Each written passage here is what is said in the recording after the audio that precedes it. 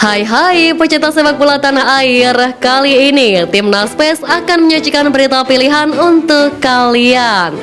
Di antaranya statistik garang 2 pember naturalisasi Timnas, Troshi makin frustasi, Dewi Fortuna hinggapi Garuda Pertiwi, janji khusus Nova Arianta kepada Sintayong, Erick Thohir all out demi Timnas Indonesia berjaya. Jadi, simak terus berita Timnas PES selengkapnya.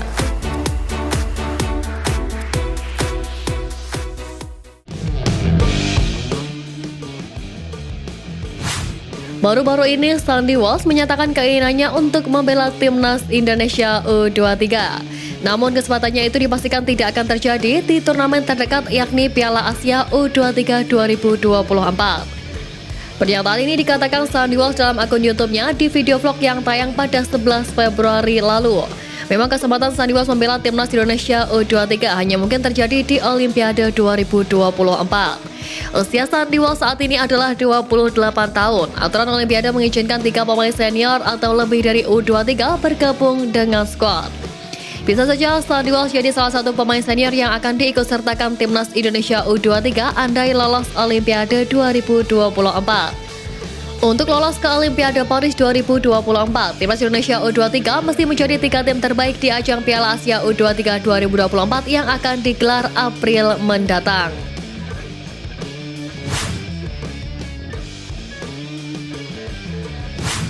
Philippe Troshi benar-benar dibuat frustasi dengan kondisi skuad Vietnam jelang menghadapi Timnas Indonesia pada laga fase grup kualifikasi Piala Dunia 2026 zona Asia bulan depan.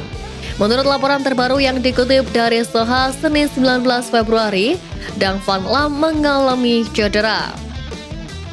Cedera yang menimpa kiper Vietnam itu terjadi ketika Binh Dinh Club menjalani pertandingan tandang melawan SLNA. Bak jatuh tertimpa tangga, Binh Dinh Club tak hanya menelan kekalahan saja, mereka juga harus mendapatkan kabar yang kurang menyenangkan lantaran harus kehilangan Dang Van Lam akibat mengalami cedera. Fakta bahwa Van Lam terus-menerus mengalami cedera merupakan berita buruk bagi Troshi. Pasalnya, Van Lam merupakan kiper penting di Timnas Vietnam. Sebelumnya, Van Lam harus absen di Piala Asia 2023 karena cedera, dan ketidakhadirannya itu membuat gawang The Golden Stars kebobolan sebanyak 8 kali dari 3 pertandingan di fase grup D. Kabar buruk yang menimpa Vietnam harus disambut positif oleh Sintayong, tapi ada satu catatan yang harus digarisbawahi, yakni mengenai ketajaman penyerang Timnas Indonesia.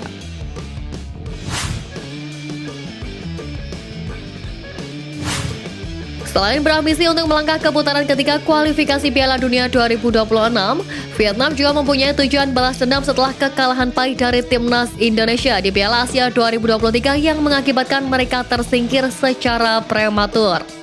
Ambisi besar untuk mengalahkan Timnas Indonesia yang didukung oleh para pemain naturalisasi menjadi dorongan utama bagi Vietnam.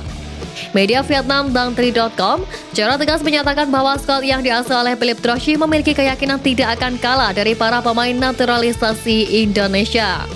Mereka meyakini pernyataan tersebut bisa menjadi kenyataan jika Troshi dapat memaksimalkan kekuatan terbaik mereka. Berbeda dengan Piala Asia 2023 yang lebih banyak mengandalkan pemain muda. Dang3.com pun turut merilis beberapa nama pemain andalan yang diyakini Troshi bisa diandalkan, termasuk bek Vietnam yang pernah bermain di Liga Belanda yakni Doan Van Hau.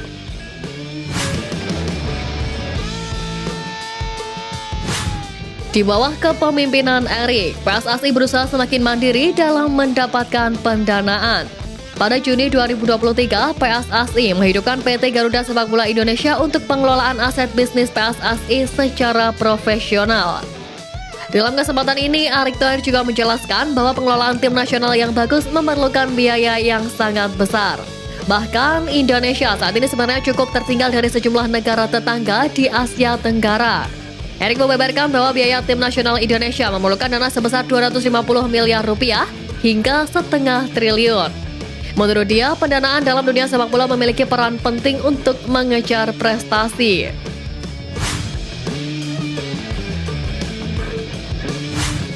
PSSI resmi merilis 32 daftar nama pemain yang akan mengikuti pemusatan latihan dan seleksi Timnas Indonesia U16 pada Minggu 18 Februari kemarin.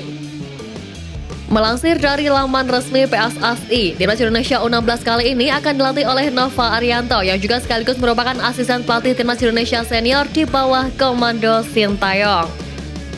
Seleksi 32 nama pemain Timnas Indonesia U16 ini merupakan proses seleksi tahap pertama yang direncanakan akan digelar sejak 19 hingga 21 Februari mendatang.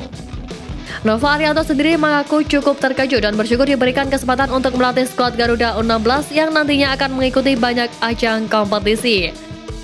Penunjukan Nova dapat dibilang tepat. Bagaimana tidak, pengalamannya bersama STY di Timnas Senior dirasa mampu membuat kejutan di Timnas usia muda kali ini.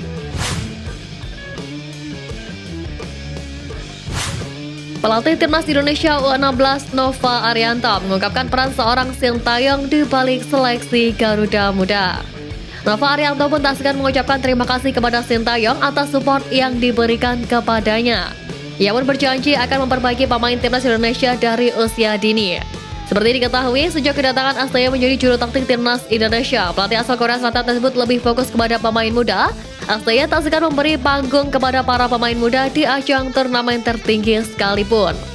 Nova diharapkan mampu menyerap ilmu dari STY setelah menjadi asisten selama 4 tahun terakhir.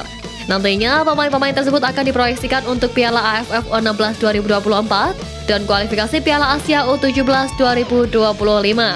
Diketahui, Indonesia sendiri menjadi tuan rumah di ajang Piala AFF U16 2024.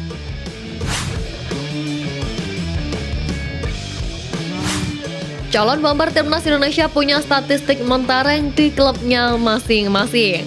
Bersama Noah FC yang mentas di kasta teratas Liga Armenia, Ilyas Alhaf mengemas 5 gol dan 6 assist dari 19 pertandingan. Sementara itu, Ole Romani hanya mencetak 1 gol dari 15 pertandingan bersama FC Utrecht musim ini. Namun, tidak apple to apple jika membandingkan statistik keduanya di musim ini, sebab level Liga Armenia jauh di bawah Liga Belanda. Jika mau adil, statistik yang dibandingkan adalah performa keduanya saat mentas di Liga Belanda. Sebab baik Ilyas Alhaf dan Ole Romani pernah dan masih eksis di kasta teratas Liga Belanda Eredivisie.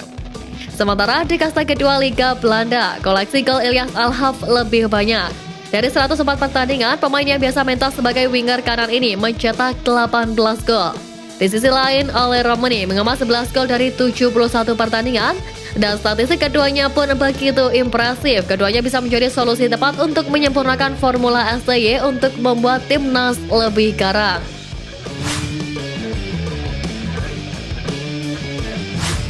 JSS berpeluang dipanggil ke Timnas Indonesia saat melakoni laga lanjutan Grup F putaran kedua kualifikasi Piala Dunia 2026 zona Asia yang berlangsung Maret mendatang. Berdasarkan rencana, Timnas Indonesia akan menghadapi Vietnam dalam 2 kali pertemuan. Ia tampil penuh bersama Venezia FC saat menjamu Modena FC pada laga pekan ke-25 Seri B. Peranjai bersama Venezia tak tergantikan. Back timnas itu tak tergantikan di skuad Venezia, dan itu menjadi modal yang bagus sebelum membela timnas nantinya. Di sisi lain, STY selaku juru taktik timnas juga berharap para pemainnya mendapat menit bermain lebih di klubnya masing-masing.